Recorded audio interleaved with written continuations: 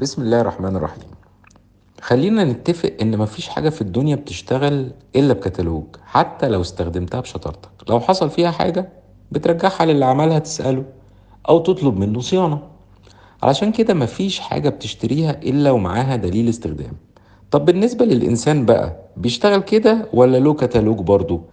طبعا له كتالوج متفصل، كتالوج من 604 صفحة مغطي لك كل حاجة فيك علشان تعرف تستخدم نفسك صح. لا وكمان ربنا منزله بيطمنك أول ما تفتحه وبيقولك ذلك الكتاب لا ريب فيه، يعني ما فيهوش شك.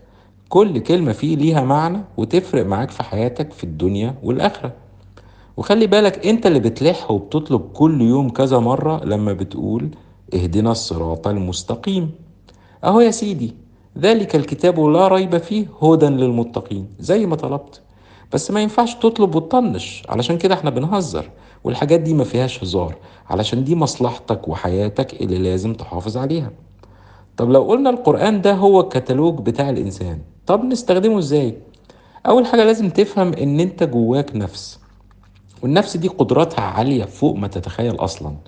علشان كده ربنا أقسم بيها في القرآن لما قال لنا ونفس وما سواها فألهمها فجورها وتقواها قد أفلح من زكاها وقد خاب من دساها.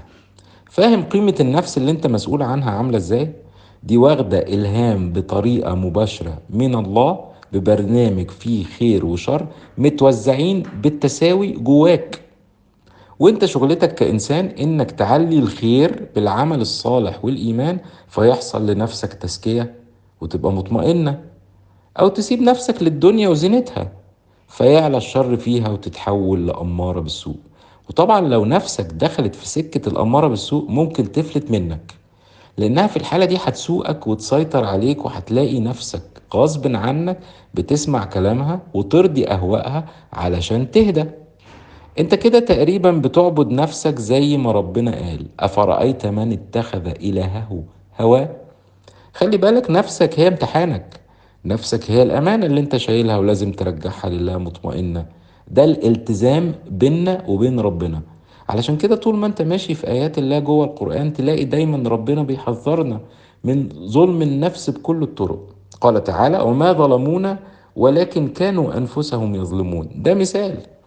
وبما اننا استلمنا النفس ببرنامج جاهز من الخالق فألهمها فجورها وتقواها، يبقى لازم نقرا قرآن ونفهمه كويس جدا عشان نبرمجها صح. ما انت مش هتعرف تشغلها لوحدك، لازم ترجع للمانيول. الميزة ايه بقى؟ ان انت اول ما بتبرمجها بالقرآن هتلاقي تغيير ايجابي في كل حاجة في حياتك. هتتفرج على قدرات طالعة منك انت ما كنتش متخيل ان الجمال ده كان جواك. هتتفاجئ والله.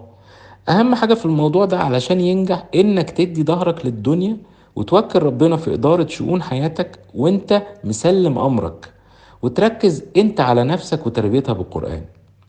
كل يوم خد آية من القرآن وطبقها في حياتك بكل تركيز، وخلي عندك صبر وما تستعجلش. يومكم حلو.